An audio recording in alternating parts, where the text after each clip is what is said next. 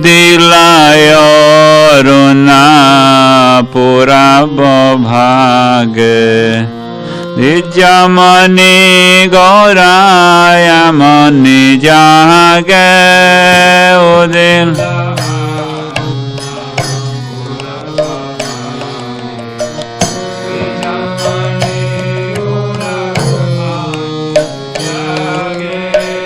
ভকত সমহালয়া সাথে গলনাগর ব্রজে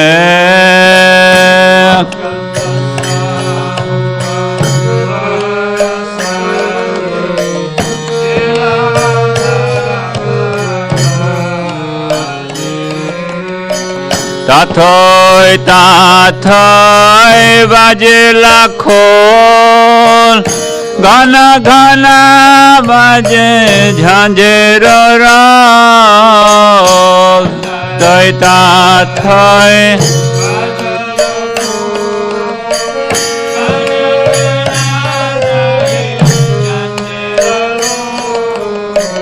প্রেমে ডালা ডালা সোনার অঙ্গ চরণ না পুরবাজে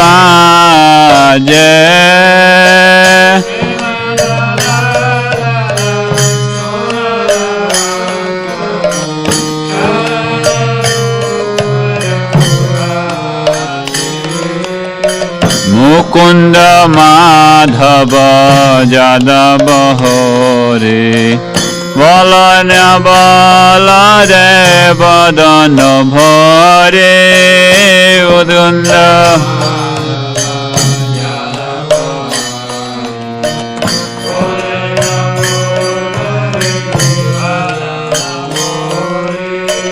মিছে নিদ্রা বসে গেল রে রাতে দিবস শরীর সাজে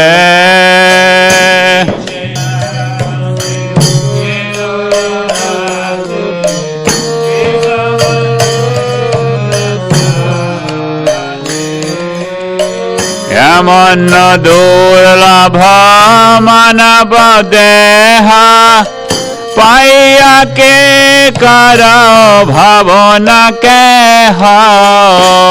এমন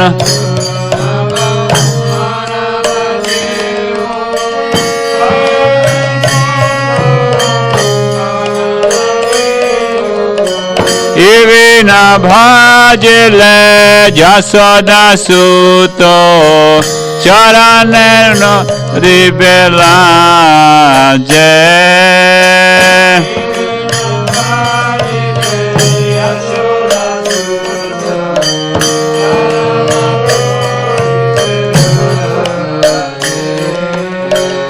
উদিল তাপন হইলে অস্ত দিন গেল বলে হইবে ব্যস্ত দিন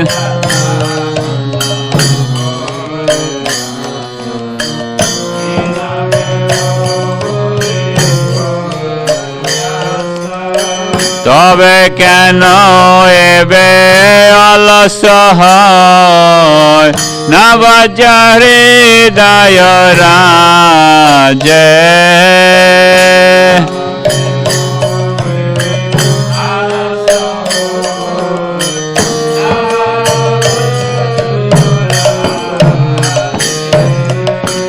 জীবন নিত্য জনহাসার তাহে নানা বেদ বিপদ ভাই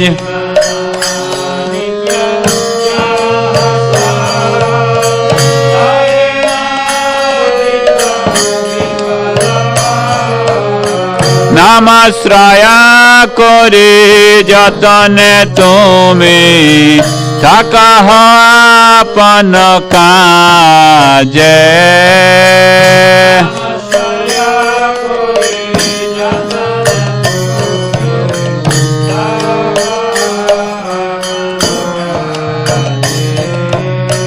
জীবন কল্যাণ সাধন কাম জগতে আসে মধুর নাম।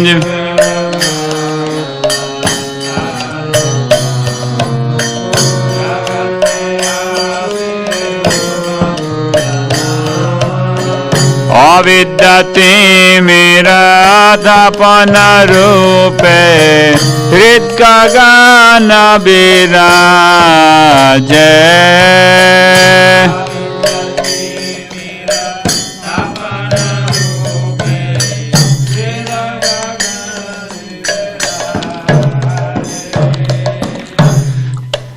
কৃষ্ণ নাম সুদা করে পান, জোরার ভাকতে বিনাদ পা।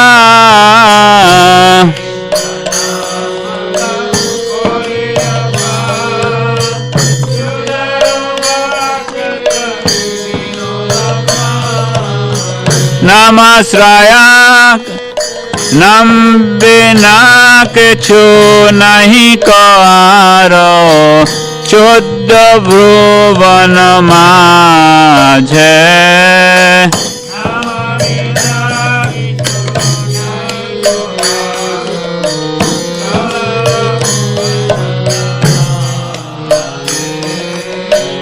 উদিলায় অরুণা পুরাব ভাগে, নিজ মনি গৌরায় মনি জাগে। উদিলা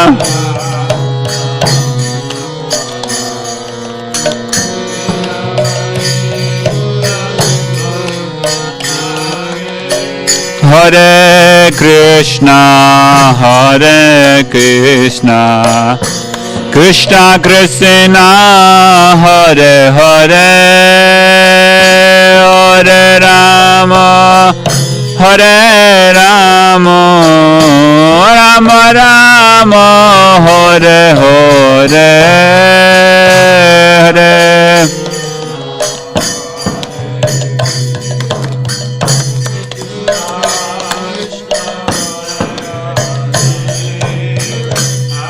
Listen.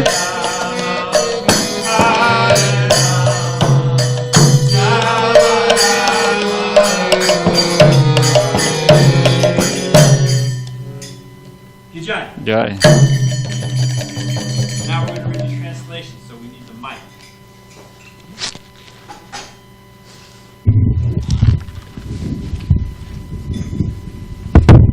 Thank you very much, Prabhu.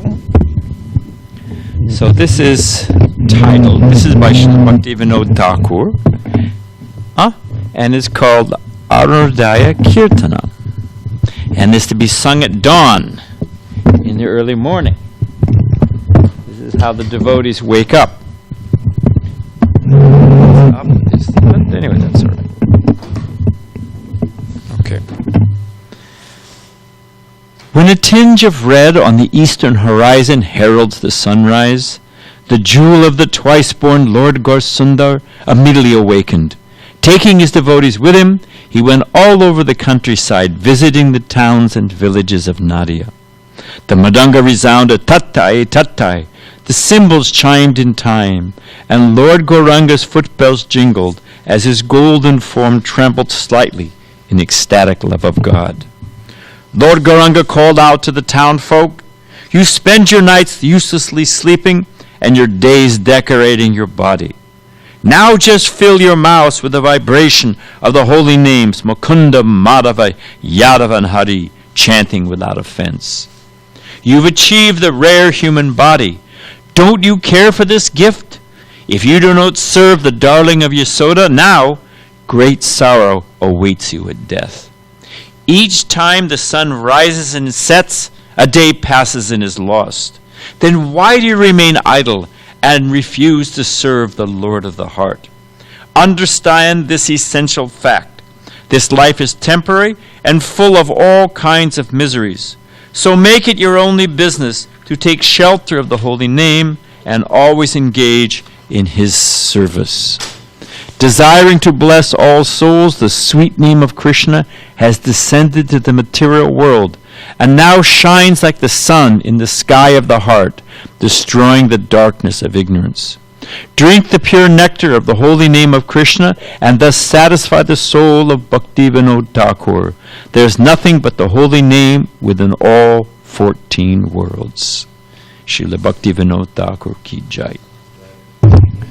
Om Namo Bhagavate Vasudevaya. Om Namo Bhagavate Vasudevaya. Om Namo Bhagavate Vasudevaya. Narayana Namaskritya Naram Chaivam Narottama Devim Sarasatim Vyasam Tato Jayamudirayat. The Bhagavatam is as brilliant as the sun. It is arisen just after the departure of Lord Krishna, accompanied with knowledge, religion, etc. Persons who've lost their vision to the dense darkness of the age of Kali should get light out of this Purana. Before beginning our study of Srimad Bhagavatam, which is our very means of conquest, we should first offer respects to the personality of God in Narayan, to the Narayan Rishi, the supremest human being, the goddess of learning, Mother Saraswati, the author Srila Vyasadeva, and my spiritual master Srila Prabhupada. We said Om Namo Bhagavate Vasudeva. So we are on the 4th canto, chapter 29. Narada Muni is speaking to King Prachini Barishat. He's unraveling this analogy, this mystery that he's been, this spiritual riddle. Now he's explaining it. And we are on text 21, yeah? Okay. Samvatsaras Chandavega Kalo Yenopalakshita Tasyaha Niha. Well, was something up here? Tasyaha Niha. All right. Gandhava Gandhavyo Ratraya Smita Haranti Ayu Parikrantya Shasti Uttara Shata Trayam Sanvatsaras Chandavega Kalo Yeno Palakshita Tasyaha Niha Gandhava Gandhavyo Ratraya Smita Harante Ayu Parikrantya Shasti Uttara Shatatrayam Samvatsaras Chandavega Kalo Yeno Palakshita Tasyaha Niha Gandhava Gandhavyo Ratraya Smita Haranti Ayu Parikrantya Shasti Uttara Shatatrayam Samvatsaras Chandavega Kalo Yeno Palakshita Tasyaha Neha Gandhava Gandhavyo Ratraya Smita Haranti Ayu Parikrantya Shasti Uttara Shatatrayam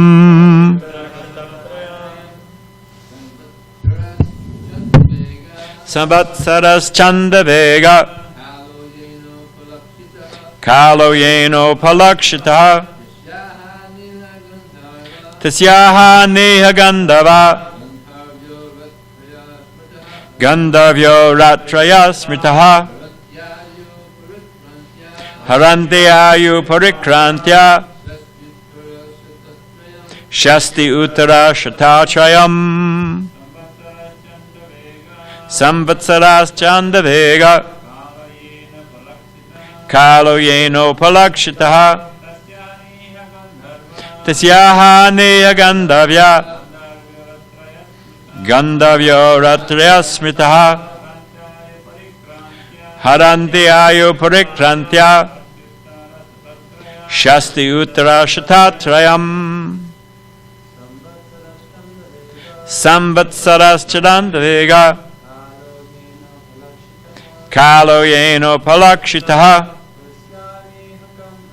Tasyaha aneya bandhava. Gandhavyo ratraya smitaha. Haranti ayu parikrantya. Shasti uttara shatatrayam. Samvatsara. Year. Chandavega. Called Chandavega. Kala.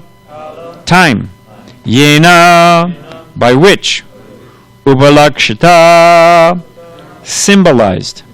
Tasya. Of the duration of life. Ahani. Days. Iha. In this life. Gandhava. Gandharvas. Gandharvya. Gandharvis. Ratraya. Nights. Smita. Are understood. Haranti. They take away. Ayu. Duration of life. Parikrantya. By traveling. Shasti. 60. Uttara. Above. Shata. 100. Chayam. 3. And the translation? What was previously explained as Chandavega, powerful time, is covered by days and nights, named Gandharvas and Gandharvis. The body's lifespan is gradually reduced by the passage of days and nights, which number 360. Remember, this is Narada Muni explaining this analogy he's given earlier. So also you say, what was previously explained as Chandavega, powerful time, is covered by days and nights, named Gandharvas and Gandharvis. The body's lifespan is gradually reduced by the passage of days and nights, which number 360. The word parikrantya means by traveling. The living entity travels on his chariot, this body, day and night during a year consisting of 360 or more days and nights. Life's progress is taken for unnecessary labor required to cover these 360 days and nights of life. Om Gena Tamarandasya Gyana Gena Salakaya Chakshu Shun Militan Gena Tazareshi Gurave Namaha. So what we're going to do today is a little bit of a meditation on the Vedic sense of time and why does that matter. We'll get into it. But let us say this first. You know that dogs, by their anatomy, do not look up. You'll never see a dog checking out the sky. The way they're built, they only have a 45-degree crane, so to speak, you know? So they only see a certain spectrum. Well, what's that all about? I'll give you another example. If suppose I'm looking at a Persian rug, you know, Persian Oriental rug, woven rug. If I've got my nose right up against it, what can I see? Not much, right? But when I have some distance, the greater the distance, then I can see, oh, that this is a flower. Oh, and it's part of a vase, and it fits in. By distance, I can see the picture. The fact of the matter is that that distance is detachment. We were talking yesterday, you were saying about controlling the mind by practice, proper practice, and detachment. So that we conditioned souls in this, we are simply absorbed in whatever's right in front of our nose. We can't see what is the future, what's down the road, that long-term spectrum. Although it is the gift, Prabhupada makes the point that if there's suppose a bag of grain, of rice, falls off the back of a bullock cart, and the farmer doesn't notice it, and it cracks open. He goes on his way, and the broken bag is lying there on the road. The little squirrel, the little mouse, the bird, they'll come and take a few grains. Now, the human being, what will he do? He'll fill up. You were right. He'll fill up one pocket. Then he'll think, what about tomorrow? He'll fill up the next pocket. Then he'll get home. Well, my wife's going to give me a hard time. Why didn't I? So he'll take the whole thing, right?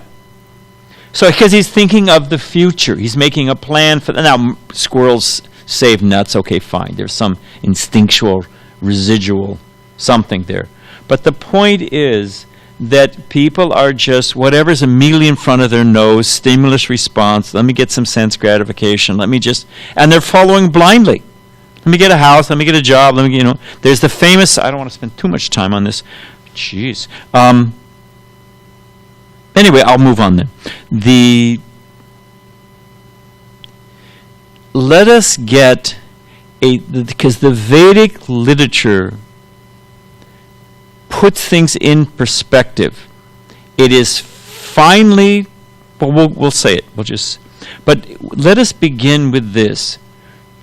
Everything we see, this entire existence, sun, all the planets, all the universe, what is the source of all this? Where does it come from? Okay, fine. Let's be a little, all right. But which form of Krishna for the immediate matter at hand? Comes from Mahavishnu. It is one exhalation. He breathes. We were talking about this the other day. Alex, anybody we can count. We can't even, in the time that this class has started, how many inhalations and exhalations have we had? But everything, the whole thing, the whole cavalcade of time, the whole epic of history. Everybody's got their histories. This dynasty, this civilization. Anybody here take world civilizations when they're going? Everybody, you get to get a big history book and you read about the Chinese and the Assyrians and the Mesopotamia and they get the Babylonian, the whole thing, up into the British Empire, American Empire, the American century. All that is just one breath of Mahavishnu. Okay, so let's push on.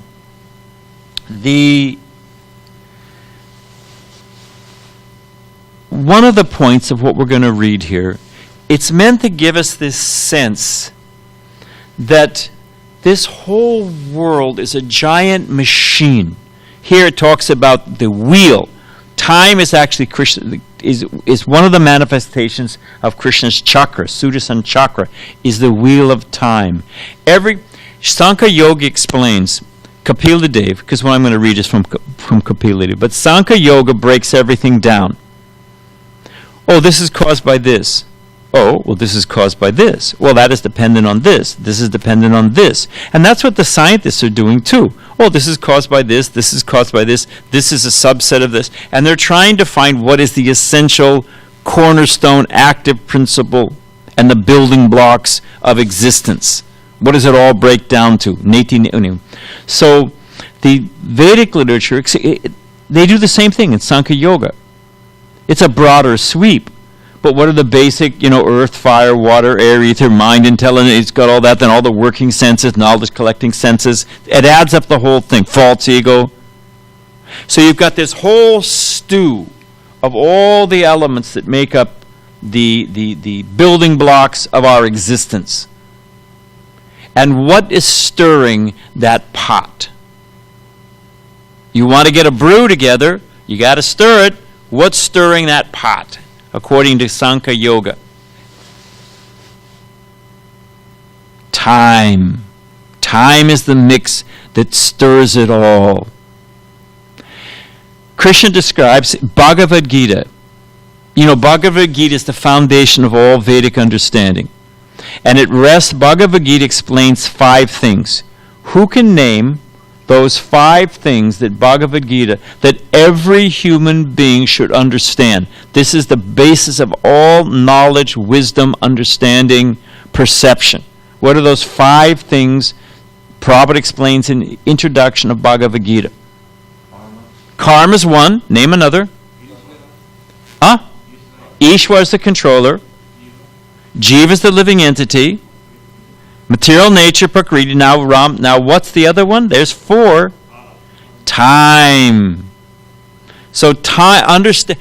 If we have Prabhupada gives the example of the ant on the wheel. You know a potter's wheel? You know, the potters, with their foot, and the wheel is turning, and they got the stick and shaping it. Now, you can have a little ant walking on the wheel. Now, that little ant thinks, I'm making progress. I've got my own free will. I'm going in this direction.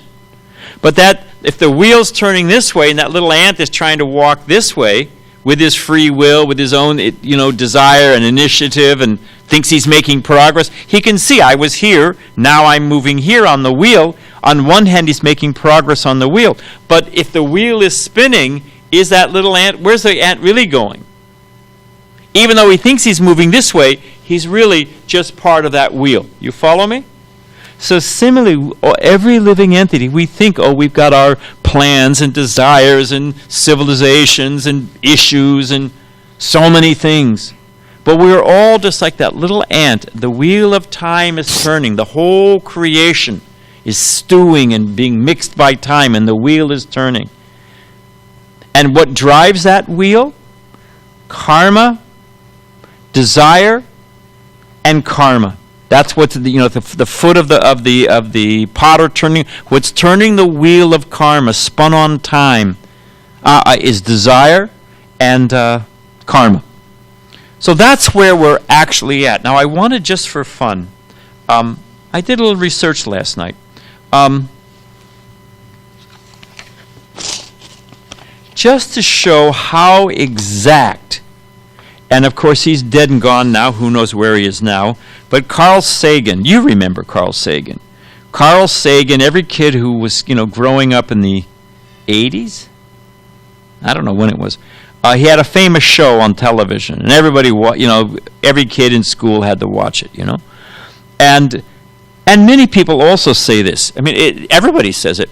Of all the different great traditions, whether you're talking about the Mayans or you're talking about I don't know where you want to go, the Chinese or, wherever you are. And, of course, you have the Christians. They're 7 days God created the world. They have their, sense of time. But that which matches what we can now measure as far as, cosmology, the Vedic view is the only one that actually works in the same scope, breadth, span of time that we now experience. And I wanted to break it down. This is from the 3rd canto, 9th chapter. It's Kapila Dev. And we're going to start from the exhalation of Mahavishnu. And we're going to come down to the Vedic understanding of a nanosecond. Just to show you, 5,000, 10,000, since time immemorial, the Vedic worldview, how deep and profound it is.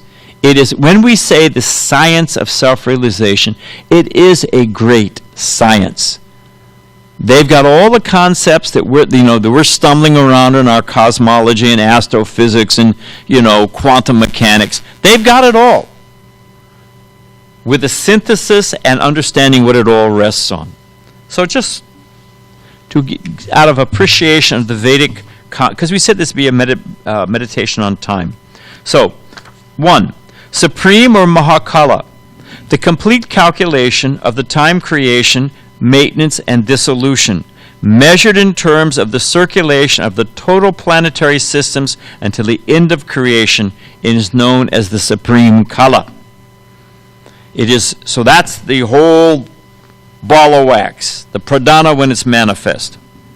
And it manifests by one exhalation and inhalation of Mahavishnu. And then we get smaller and smaller and smaller measurements. And then from Mahavishnu, you've got Garbhodakshai Vishnu. And that's the universe. And in the universe, you've got Brahma. And in Brahma, you've got a kalpa. That's another measurement. It's a day of Brahma. The night is equally long. In every kalpa, there's 1,000 cycles of 4 yugas each. So a kalpa, 1,000 cycles of 4 yugas each. Each yuga, what is it? It's 311 trillion and 400 billion Earth years is one kalpa. I mean, that's a big chunk of time, right? Can you process that? No way. But the point, this is the Vedic view. They understand this, how the whole thing is turning from the biggest all, and we're going to go down to smaller, smaller, smaller. So Brahma lives for 100 of these years at days and nights.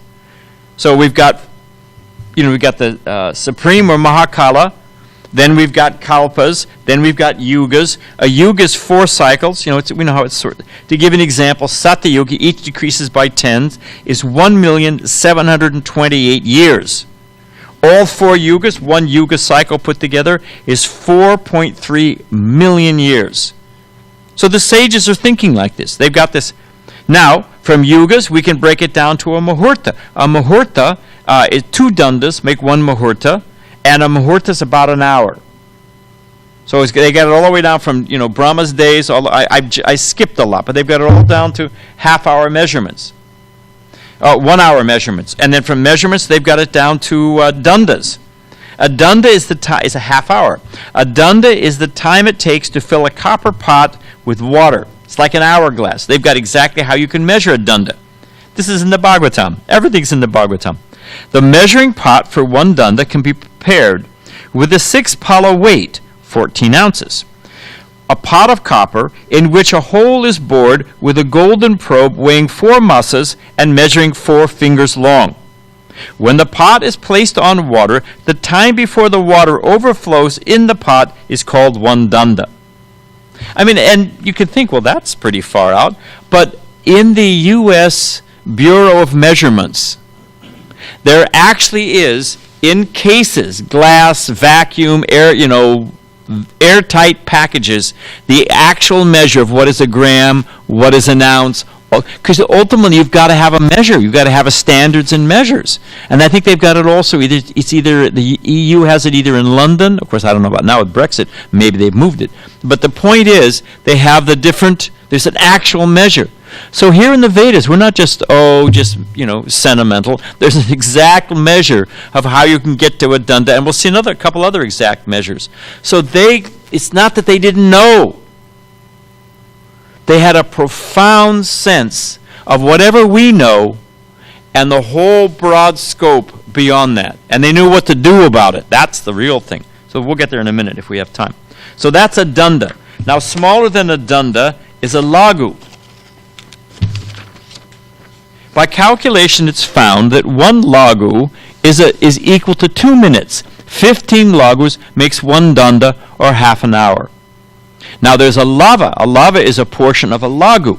A lava, 1/11th of a second. May I have, just 1/11th a second of association of a devotee. So that's this is one of the measurements of time. It's an 11th of a second. Time needed for the integration of 3 trishanus. We'll get to that in a minute. It's called a truti. And 100 trutis makes 1 Veda. And 3 Vedas make 1 lava. So those are all, they break it down even to from 11th of a second. That's broken down into about 10 pieces. So imagine what that is. Now, ultimately, we get to a hex atom. Well, not ultimate. This is next to a hex atom. 2 atoms make 1 double atom. And 3 double atoms make 1 hex atom. This hex atom is visible in the sunshine which enters through the holes of a window screen. If you've ever been lying on a bed or something, and the sun is coming through, and you see a little, floating up, that's the hex atom. These hex atoms is visible in the sunshine when the sunshine enters the holes of a window screen. One can clearly see that the hex atom goes upward towards the sky. But now it breaks down the hex atom into anu. The time the sun takes to cross over one hex atom is the equivalent. Oh, so I'll give you an example. Like we measure, what's a day? You know how the Earth to go around the sun, or however they measure. Whatever it is. I think the Earth turns. That's what. I'm sorry about that. I'm trying to go quickly. But the point is to measure the distance of time over a certain space. So an anu is the measurement of time to cross over one hex atom. Can you imagine how short we've just described what is, it's an atomic particle, and the measure of time it takes for the sun to cross over that is an anu, which is a Vedic calculation. So the Vedic time calculation goes from the nanoseconds, what we call a nanosecond. It blasts through all of their calculations of what time is, all the way to the forget dark stars and exploding this and that and all their speculations. It goes all the way back to Mahavishnu and Krishna playing his flute. The whole thing, it's all there. So this is to get an idea. So when let me say this, because I want to read a couple other verses. There's a great analogy, and it comes from Srila Bhaktisiddhanta Saraswati Thakur. Now, I'm going to give the analogy, and you can tell me, let's see, who can tell me what the different components or elements are. Okay? I give you the riddle, and see if you can guess the parts. A man was walking one day in a field, and he fell into an abandoned dry well. And in his panic, you can imagine he's trying to break his fall, he grabbed onto two things. And it broke his fall. And as his eyes adjusted, he looked down, and because what's he going to do? He's suspended there in mid the well. And he looks down, and he sees below him a giant cobra saying, "Come on down, come on down." Okay, he can't really go down. That's not going to be a positive solution. And he looks up, and what does he see up? He sees, looking over the mouth of the well, a hungry tiger saying, "Come to Papa, you little pakora. Come on up, come on up." Can't go down, can't go up. And then he looks, and what he's grabbed onto are two roots that are coming out the side of the well. So that's holding him. Okay, at least I'm safe here. Not really. There's a black rat and a white rat that are gnawing through the roots. So it's only a matter of time. He can't stay where he is, and going down doesn't look up, it doesn't look good, and going up doesn't look. So what is this an analogy of? Let me ask you this. Who is the person who fell in the well? The jiva souls, conditioned souls. All right, what's the well? Material life. What's the cobra? Come to Papa. It is time, it is death, it is the prana, the life air. It's going. As Giriraj Maharaj gives a great example, you squeeze the tooth out of the toothpaste, all the prana over time gets squeezed out. You become an old, enfeebled fool. All right, what's when you look up? What's the tiger? I'll give you a big hint. Who rides on a tiger? Durga. It's the modes of material nature. It's Adi-Daivik, Adi-Atmik, Adi-Bhautik. It's this material world. It's just devouring us. Can't go down, can't go up. Okay, I'm suspended animation. What are the black and white rat that are eating through my condition, my position? Day and night. So this is the Vedic view of what is the... but the man in that position, I forgot the best part. So there he is suspended. Can't go down, can't go up, staying where he is, but he feels something dropping on his head. Something's dripping.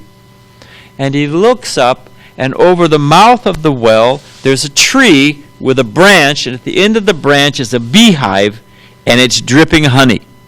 So the guy opens his mouth. He's getting a little bit of honey, and he thinks, hey, not so bad. You get it? I mean, that's our position. We get a little bit of sense. What is the actual position of that person? So that is our position, and we should realize, as we were singing in this song, with every rising and setting of the sun, a day passes and is lost. The white rat and the black rat, they're gnawing away, you know? Everybody in the summertime especially, and I think in the Florida Keys, they're famous for this. You go down and you watch the sunset. There's a whole crew. They take with them some nice, some alcoholic beverage and watch the sunset and feel that they're grooving with nature. But what they don't realize is with every passing, rising and setting of the sun, a day passes in laws. Prabhupada used to say, how old are you? How old are you, Alex? And what did Prabhupada say? What was the calculation? What does that actually mean? You're 19 years dead. It's gone. You'll never get it back. So I wanted to read these other verses by Kapila. We're going a bit quickly, but I think that's okay. So this is from the 3rd canto. This is Kapila Dev. These are the 3rd canto, 30th chapter, texts 1 and 2. We're going to read them both. The personality of God had said, it's a great analogy, as a massive cloud does not know the powerful influence of the wind. The clouds are being blown hither and thither, but they don't realize they're being moved. Just like the ant on the wheel doesn't know that the wheel is turning. The personality of God had said, as a mass of clouds does not know the powerful influence of the wind, a person engaged in material consciousness does not know the powerful strength of the time factor by which he is being carried. We're being carried like the ant on the wheel, like the clouds being blown by the wind.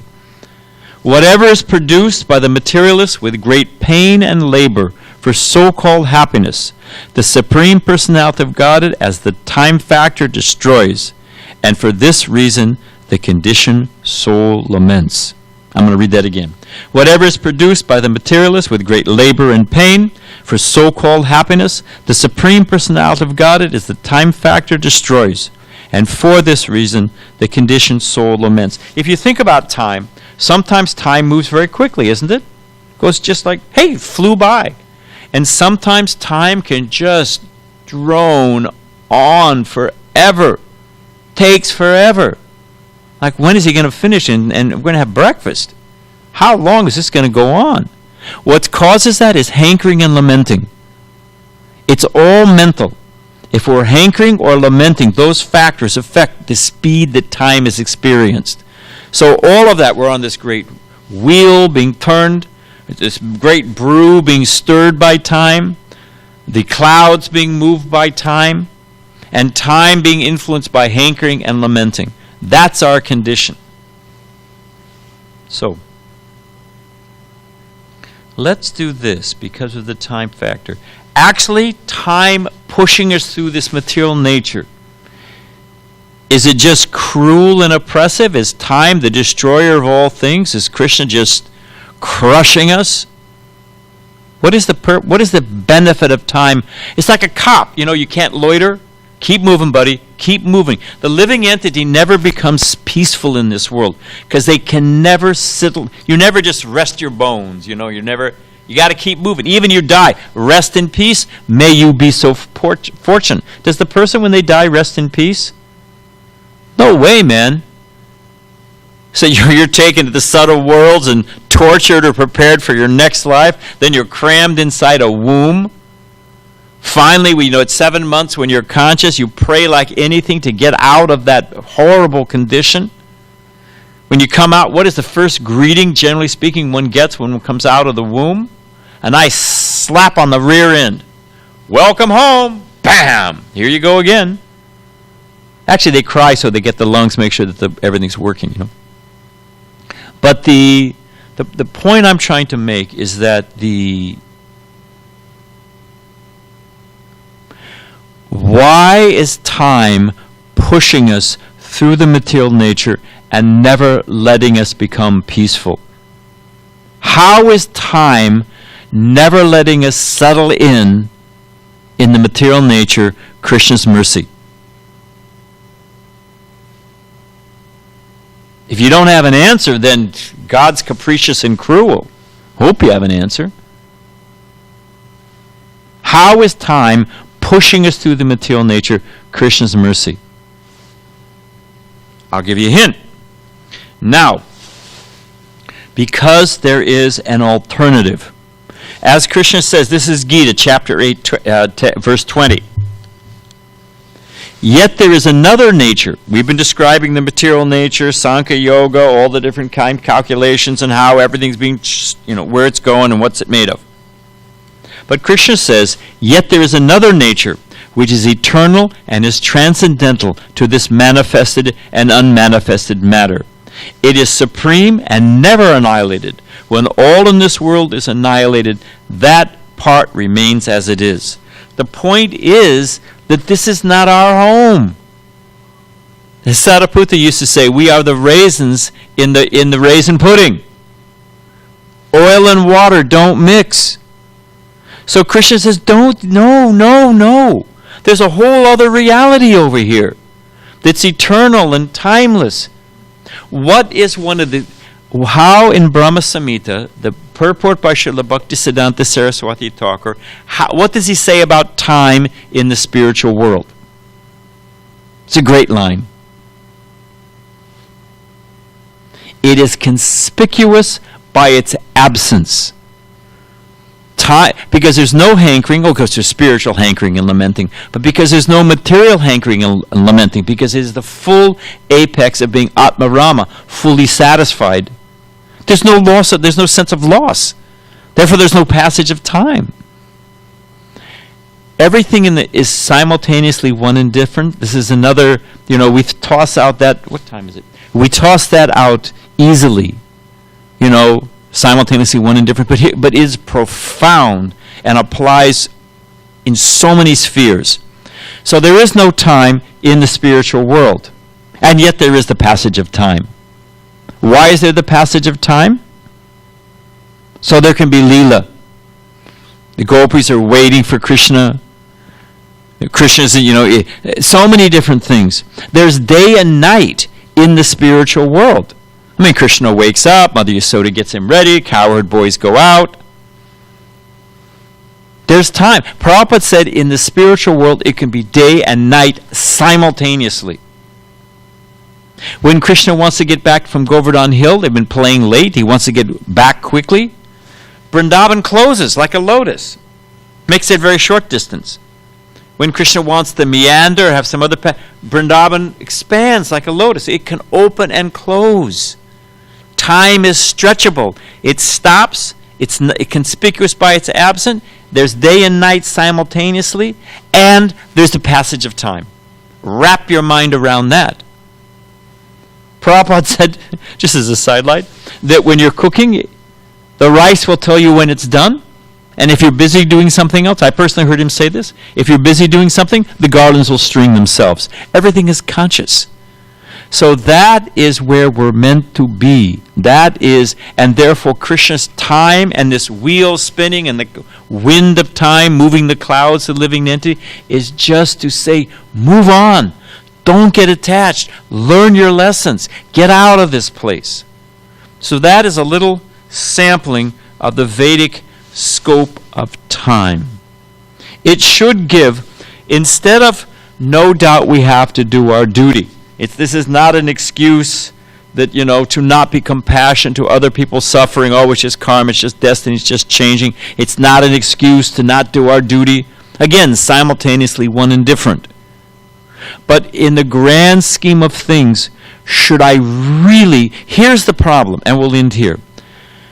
The problem, it's not that we're not attentive. We find that devotees are even more attentive to their duties and responsibilities. But the problem comes when our absorption in the details of time passing of this world, when they eclipse our real duty. That's the problem. When absorption in material affairs, Trump's in, Trump's out, my girlfriend dumped me, I'm getting old, there's so many things. The influence of time, and that we're completely absorbed in. I've got each one of us, if we took a minute now, and the older you get, the longer the list, we could all give a list of our physical distresses.